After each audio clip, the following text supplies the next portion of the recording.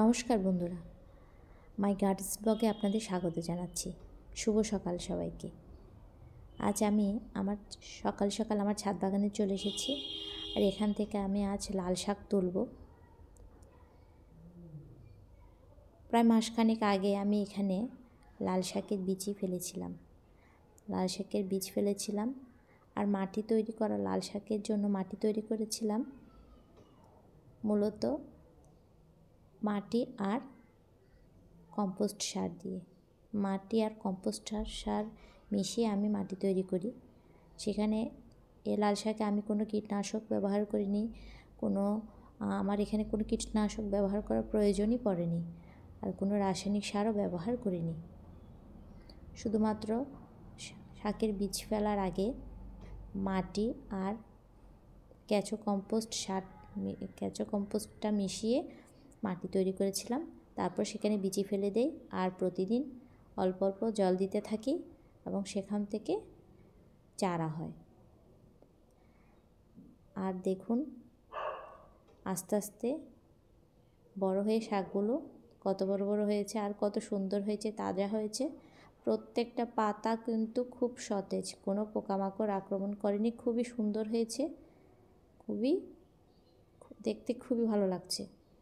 আর কি বলবো, নিজের ছাদ বাগানের শাক বলে কথা, ভালো তো লাগবেই।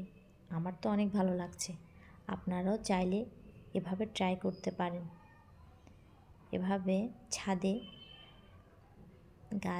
শাক বলেন, যে কোনো কিছু আপনার পছন্দ অনুযায়ী যে কোনো গাছ লাগিয়ে আপনি তা খেতেও পারেন, নিজের মনেও অনেক আনন্দ লাগবে, ভালো লাগবে। বাজার থেকে তো কিনে খাওয়াই যায়, কিন্তু বাজারের সবজি বলেন, শাকে বলেন, অনেক কীটনাশক ব্যবহার করে থাকে ওনারা ভালো চাষের জন্য। তারপর অনেক সময় দেখা যায় ফরমালিন থাকে, যা আমাদের শরীরের জন্য খুবই ক্ষতিকর।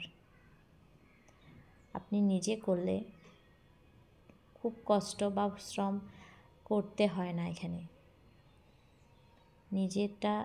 নিজের ঘরের জন্য, নিজের পরিবারের জন্য প্রয়োজনীয় চাহিদা আপনি নিজেই মেটাতে পারেন এভাবে ছাদ বাগানে করে।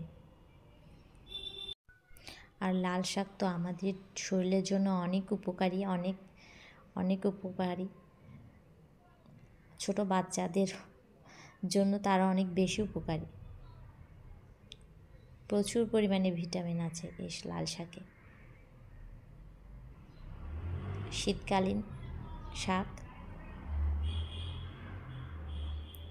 আমার এই শাক তুলতে কিন্তু অনেক মজা লাগছে, অনেক ভালো লাগছে।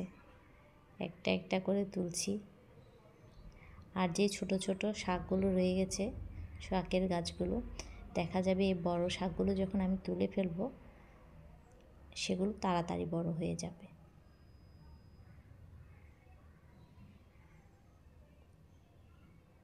আর যখন শেষ পর্যায়ে চলে আসবে, তখন আমি আবার বীজ ফেলে দেব, আবার নতুন করে চারা গজাবে, শাক গাছ বড় হবে।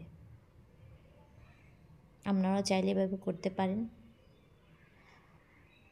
আর আপনাদের কাছে অনুরোধ থাকবে, আমার চ্যানেলটিকে সাবস্ক্রাইব করুন, লাইক, কমেন্ট এবং শেয়ার করে আমার পাশে থাকুন।